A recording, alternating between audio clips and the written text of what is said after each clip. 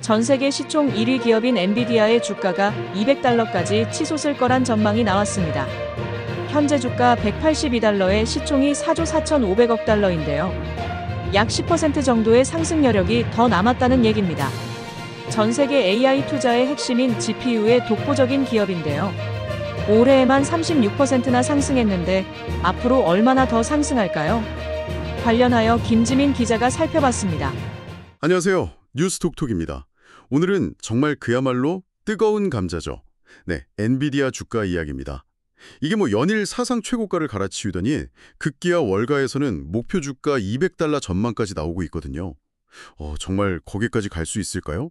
오늘 저희는 여러분이 제공해 주신 여러 자료들을 바탕으로 이 200달러 설 한번 깊이 파헤쳐 보겠습니다.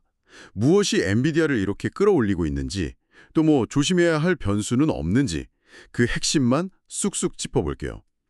엔비디아의 다음 행보 궁금하신 분들 많으시죠? 오늘 저희 이야기가 그 궁금증 푸는데 좀 도움이 되기를 바랍니다.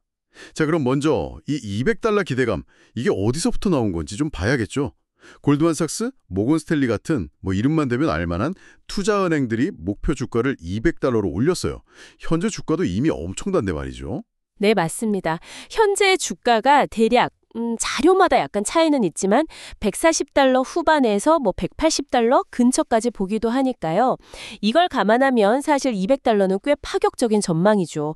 역시 핵심은 그 AI 칩 시장에서의 뭐랄까 압도적인 지배력 이거 하고요. 또 곧 발표될 실적에 대한 기대감 이게 엄청나게 큰 것 같습니다. 거의 엔비디아 말고는 답이 없다 이런 분위기 그런 거죠. 그 자신감의 제일 큰 근거는 역시 차세대 칩, 블랙웰 아니겠습니까? 자료들 보니까 이 블랙웰에 대한 기대가 어마어마하던데요. 정확합니다. 이 블랙웰 아키텍처 기반 GPU가 성능이 이전 세대보다 월등히 좋다고 알려지면서 시장 수요가 정말 폭발적이에요. 초기 출하량 예측치만 봐도 1분기에 최대 80만 개. 이런 얘기까지 나오고요. 데이터 센터 매출에서 블랙웰 비중이 아주 가파르게 늘어날 거다. 이게 거의 지배적인 전망입니다. 단순히 칩 성능만 좋은 게 아니라 그 고객층이 넓어지는 것도 저는 되게 중요해 보이더라고요. 예전에는 주로 빅테크 기업들이었다면 이제는 정부나 일반 기업, 심지어 중동 국가들까지 엔비디아 칩을 막 찾고 있다면서요? 네, 맞아요. 그게 또 다른 아주 중요한 성장 동력입니다.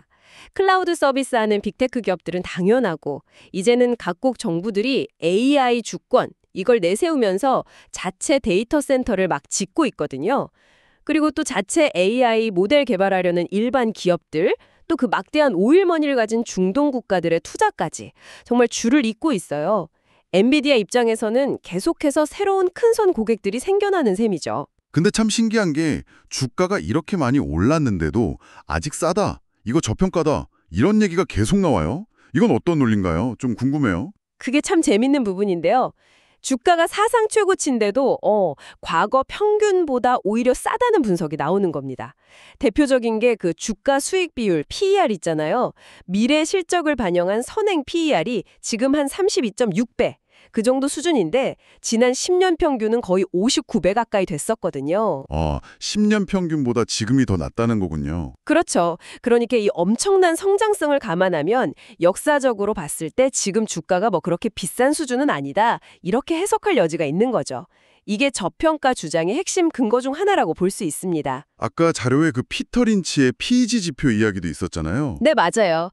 월가의 전설 피터 린치가 만든 그 PEG 지표, 이게 단순히 PER만 보는 게 아니라 기업의 이익 성장률까지 같이 고려하는 건데요. 보통 1 미만이면 저평가로 보는데 엔비디아는 지금 한 1.56 정도 됩니다. 그럼 저평가는 아닌가요? 네, 숫자만 보면 그렇죠. 근데 워낙 이익 성장률 전망치가 높다 보니까 이 수치조차도 추가 상승 여력을 보여주는 거 아니냐 이런 시각이 있는 겁니다. 또 그 워렌 버핏이 항상 강조하는 경제적 해자 있잖아요. 다른 기업들이 쉽게 넘볼 수 없는 강력한 경쟁 우위. 이걸 고려하면 여전히 매력적인 투자처다 이런 분석도 힘을 얻고 있고요. 하지만 아무리 엔비디아라도 계속 장밋빛이기만 하진 않겠죠. 위험 요인도 분명 있을 텐데요. 자료들을 보면 성장세가 좀 둔화될 수 있다거나 중국 관련 불확실성 이런 우려도 있던데요. 물론입니다. 네, 아주 중요한 지적이세요. 가장 큰 우려는 역시 성장률 둔화 가능성입니다. 매출 규모가 이제 뭐 기하급수적으로 커졌잖아요. 그러니까 과거처럼 막 수백 %씩 성장하는 걸 계속 유지하기는 현실적으로 어렵죠. 시장은 성장률이 조금만 꺾여도 굉장히 민감하게 반응할 수 있다는 점, 이걸 좀 염두에 둬야 합니다. 그리고 또 하나는 그 블랙웰 칩. 이 칩의 실제 매출 기여 속도가 예상보다 좀 더딜 수도 있다는 점도 주목해야 해요.